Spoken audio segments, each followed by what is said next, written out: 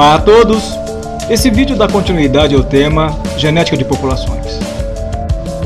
Nele, nós vamos ver como dados genéticos podem ser analisados. O material suplementar a esse vídeo já está disponível no Google Drive. Acesse o Moodle da UFAC e clique em Material de apoio.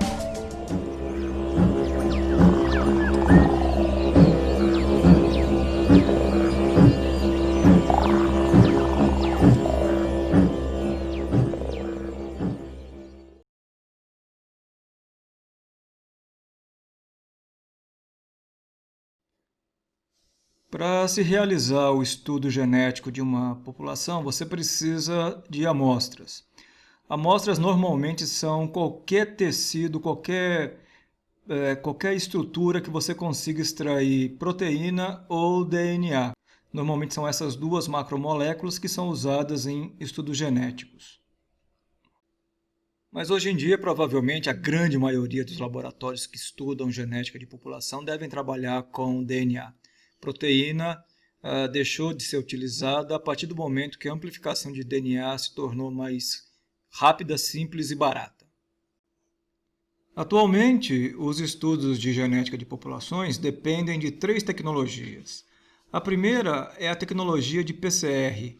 A dependência de PCR acontece por conta do uso de DNA nos estudos. A técnica de PCR permite que, em condições artificiais, pequenos fragmentos de DNA originem milhares de outros. Esses amplificados são colocados em um gel, e aí a gente tem a segunda tecnologia importante para a genética de populações. É a técnica de eletroforese. Na descrição do vídeo tem dois links que eu gostaria que vocês consultassem. O primeiro é sobre a técnica de PCR e o segundo é sobre eletroforese. São vídeos muito bons, vale a pena você consultar. Então, só terminada a eletroforese é que a gente tem dados para serem coletados. Antes da gente passar para a terceira tecnologia indispensável para o estudo de genética de populações, vamos ver o que é que a gente tem no final de uma eletroforese. Então, terminada a eletroforese, a gente termina com um gel com uma série de bandas. Essa imagem aí é de proteína, não é de DNA. Então, você tem um número variado de bandas no gel. Cada banda corresponde a um genótipo de um indivíduo em particular. Você pode encarar essas bandas como fenótipos também. E existem pessoas que chamam elas de eletromorfos. Alguns sistemas baseados em DNA são extremamente polimórficos. É o caso, por exemplo, dos microsatélites. Essa imagem que está aparecendo aí e a próxima são géis de microsatélite. Então você tem uma quantidade muito grande de regiões, muitas bandas, e normalmente para analisar essas bandas todas, a gente usa a terceira tecnologia. Você tem programas de computador que auxiliam você a genotipar esses géis e, posteriormente, fazer a análise estatística desses dados que você conseguiu. A genotipagem é simplesmente você atribuir genótipos às bandas que você observa no teu gel. Então, aí você tem só um exemplo. Essa região de concentração de bandas, normalmente a gente assume como sendo um loco. É isso que aparece no destaque das próximas imagens.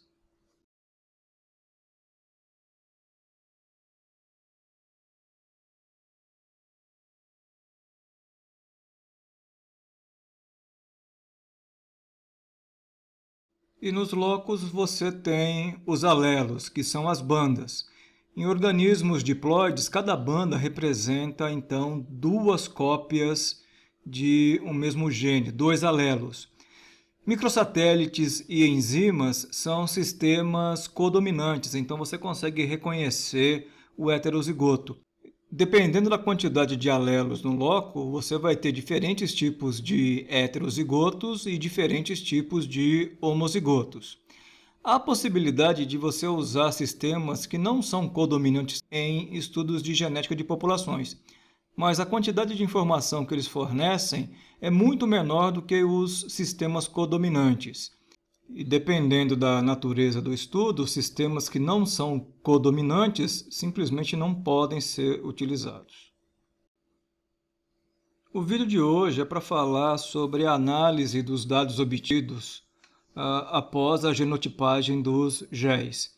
O programa que a gente vai utilizar é o PopGene. É um programa extremamente simples, leve, fácil de ser utilizado, mas ele tem algumas particularidades. Então, antes da gente começar a ver o funcionamento do programa, vamos ver essas particularidades.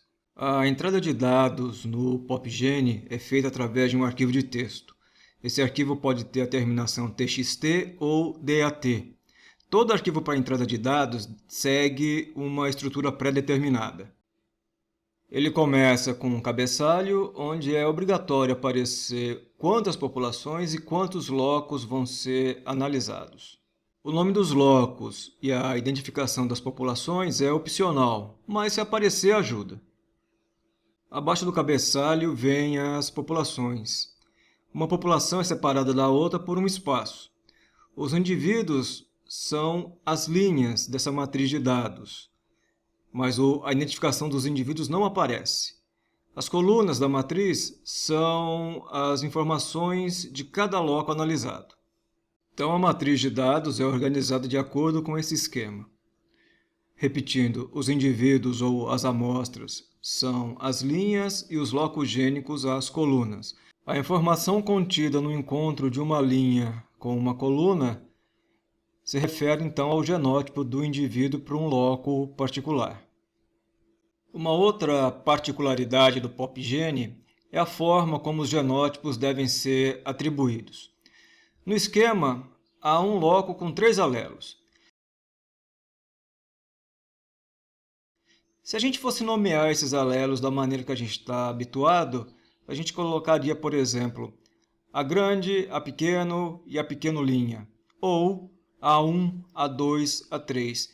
Isso estaria de acordo com a nossa ideia de que símbolos relacionados indicam alelos de um mesmo gene, e símbolos diferentes indicariam genes diferentes.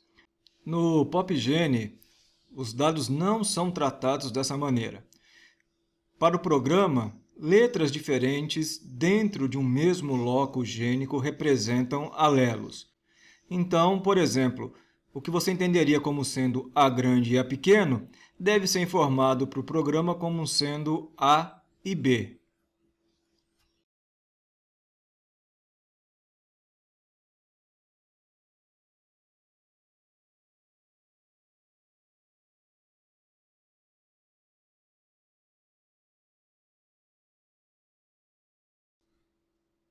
Agora que a gente viu as particularidades do programa, vamos ver como é que ele funciona para analisar populações.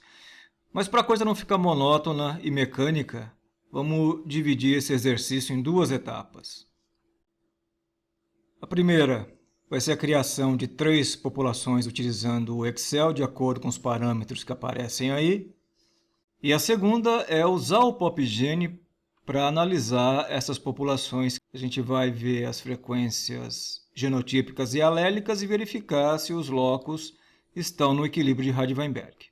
O cálculo dos parâmetros descritivos dentro de cada população e depois considerando o conjunto completo delas está ligado com a ideia de metapopulação lá da ecologia. É o que está representado aí nesse esquema.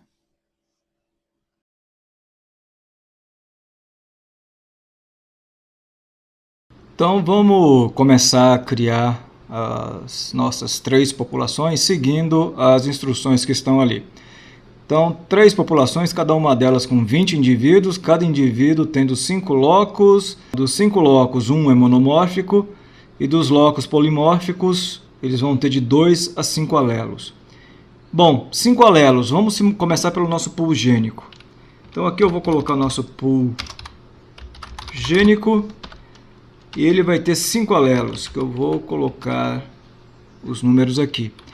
A simulação aqui, a criação das populações é semelhante com o que a gente já fez. Lembrando que aqui no PopGene os alelos têm que receber letras diferentes. Vamos começar aqui com a população 1. Só para a gente não ficar perdido, 20 indivíduos aqui. E aqui 5 locos. Então essa orientação está de acordo com a entrada de dados lá no PopGene, uma matriz onde as colunas representam os locos e as linhas os indivíduos. Essa coluna que está aqui em destaque seria o genótipo do indivíduo 1 no loco 1.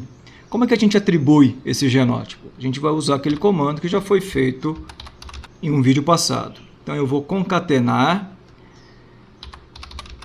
a procura de um valor que vai ser aleatório entre 1 e 5. 1 e 5 são esses números aqui. Na tabela, é essa aqui a minha tabela, minha matriz de dados. E a coluna, eu preciso escolher os alelos. Os alelos estão na coluna 2. E agora, então, eu copio novamente esse comando aqui, fecho o parênteses, e fazendo isso, dando Enter, vai ser criado o genótipo do indivíduo 1 no loco 1, um heterozigoto.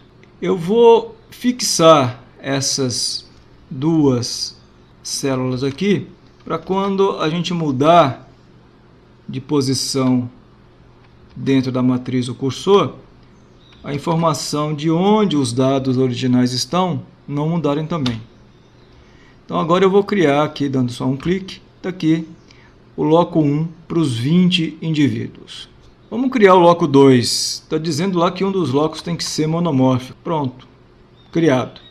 O loco 2 é todo monomórfico em todos os indivíduos, na população 1.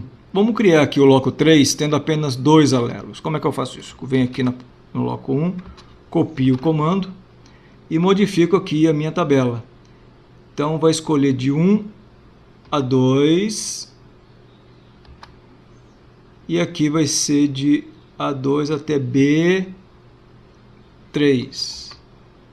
Então aqui B3. Está aqui em destaque a planilha de onde os dados vão ser tomados. Está ali. Aqui eu só vou ter indivíduos AA, AB ou BB. Isso corresponderia ao nosso conhecido A grande, A grande, A grande, A pequeno, A pequeno, A pequeno. Então está ali. Toda a população 1 tem seus 20 indivíduos com o loco 3 já determinado. Todos os indivíduos foram genotipados. Vamos fazer agora o loco 4 ter 3 alelos. Então muda aqui. 3, 3, vem para o B, B4. E o loco 5, eu vou fazer ele ter 5 alelos também. Pronto. Está criada a população 1. Como é que eu crio a população 2? Simplesmente copio isso daqui e colo aqui embaixo. Essa é a população 2. População 3. Pulo uma linha, copio. População 3 está criada. Só vamos mudar uma coisa. Na população 2, o loco monomórfico não vai ser o 2. Eu vou passar para cá, vai ser o 5. Então, eu vou passar para lá e vou... Na população 2, o loco monomórfico é o 5º. Na população 3, o loco monomórfico vai ser o 1. O que eu faço agora? Eu venho aqui, subo, copio a informação das 3 populações, abro um arquivo texto e colo. Uma outra particularidade do PopGene que eu não tratei é que ele reconhece aqui um único espaço, não essa tabulação. Ele funciona, ele é um programa antigo. Às vezes ele funciona com a tabulação, às vezes não. Para garantir, a gente tira essa tabulação e substitui. Então eu colo essa distância aqui e mudo por uma única distância, um único espaço. Pronto. Então a população 1 tem um espaço aqui, população 2, espaço, população 3. Essa é a minha base de dados que vai ser analisada. Eu vou salvar. Então esse arquivo foi salvo. Vou fechar. O nosso trabalho aqui no Excel está terminado. Essa planilha vai estar disponível para vocês para consulta caso acharem necessário. Então eu abri o PopGene. Então eu vou transferir aquelas 3 populações que a gente criou no Excel para análise aqui no PopGene. O que eu vou fazer? Eu preciso carregar os dados. Lembra que a gente vai trabalhar com dados codominantes. Eu consigo reconhecer o heterozigoto, então o dado é codominante. Então eu venho aqui e para evitar erro, eu vou abrir esse arquivo aqui, diptest. Quando você instala o PopGene, ele cria um diretório onde ele tem já arquivos feitos, montados. O meu aqui tem vários, mas esse diptest vocês têm aí também. Então abre ele, está ali. A gente vai usar esse arquivo como molde para colocar as nossas informações. Primeira coisa que a gente vai fazer é apagar essa informação que ele tem aqui com relação às populações. Então agora eu venho aqui e vou copiar a informação das minhas populações aqui dentro. Como eu disse, ele é um programa antigo, não foi criado em C++, ele tem alguns comandos diferentes. Então para copiar você vem aqui no Edit e cola. Pronto. Tira esse último espaço. E o que você tem aí agora? Você tem as 3 populações colocadas aqui. Lembra? Eu vou mudar aqui. Aqui é onde aparece o nome do arquivo que você está analisando. Então eu vou colocar aqui o nome dados simulação. Quantas populações? 3. Quantos locos? 5. O nome desses locos? Vamos apagar aqui. Vai ser loco 1, loco 2, loco 3, loco 4 e loco 5. Agora eu venho aqui e vou salvar. Aula 16/1/2021. Então o arquivo vai ser salvo com o nome de aula 16/1/2021. Fecho e carrego. Eu venho aqui em dados codominantes. Os meus indivíduos são diploides. Clico aqui. Abre essa janela. Eu quero as populações isoladas, então eu quero os parâmetros descritivos de cada uma das 3 populações e depois delas combinadas. Eu quero calcular frequência genotípica, frequência alélica e verificar o equilíbrio de Hardy-Weinberg. Dou OK, dou sim, sim, e está aqui a informação. Então a população 1, loco 1, me mostra que todos os genótipos, a quantidade de vezes que ele aparece, a probabilidade esperada e esse o valor de Q quadrado. Q quadrado para verificar se está no equilíbrio de Hardy-Weinberg. Este é o valor. O loco está no equilíbrio de Hardy-Weinberg. Ele só não vai estar se a probabilidade for menor do que 5%. Existe aqui o teste G, é um teste semelhante ao Q quadrado, ele fornece o mesmo tipo de informação. Loco 2. Loco 2 da população 1, ele é monomórfico, então não existe cálculo para loco monomórfico. Agora, não há dúvida que ele está no equilíbrio de Hardy-Weinberg. Se eu tenho apenas um alelo, todos os genótipos vão ser idênticos, e é exatamente isso que prevê o equilíbrio de Hardy-Weinberg, mas a gente não tem esse tipo de preocupação com loco monomórfico. Loco 3, a informação aparece aí, também está no equilíbrio. Vai fazer isso para o loco 4, loco 5 na população 1, população 2, mesma coisa, população 3, mesma coisa. Eu não mostrei lá em cima, vou mostrar aqui na população 3. A frequência dos alelos está aqui, os 5 alelos que a gente tinha e a frequência deles em cada um dos locos. O loco 1 na população 3 é monomórfico, só tem uma cópia do alelo A em todos os indivíduos. Então aqui tem, olha o loco 3, 2 alelos apenas, e essa é a frequência com que eles aparecem. Então, isso está tudo de acordo com o que a gente tinha planejado. E agora sim vem uma análise geral. Todos os genótipos possíveis, a frequência observada com que eles ocorreram, a frequência esperada, frequência observada, o teste Q quadrado. Esse aqui é o teste G. Vamos ficar somente com Q quadrado. Então você pode analisar loco a loco a existência ou não de equilíbrio de Hardy-Weinberg. E aqui o geral. E quando você considera a população como um todo, você não verifica o equilíbrio de Hardy-Weinberg. Então, quando eu considero as populações isoladas, o equilíbrio de Hardy-Weinberg é verificado. Quando eu considero o conjunto como um todo, eu não verifico o equilíbrio de Hardy-Weinberg. Isso é uma verificação extremamente interessante, tem implicações genéticas importantes, está relacionado com vários aspectos da ecologia de muitos e muitos organismos, principalmente algumas plantas. Isso é muito comum de acontecer em plantas, mas isso é assunto para um outro vídeo. Eu fico por aqui, espero que vocês tenham aproveitado. Até mais!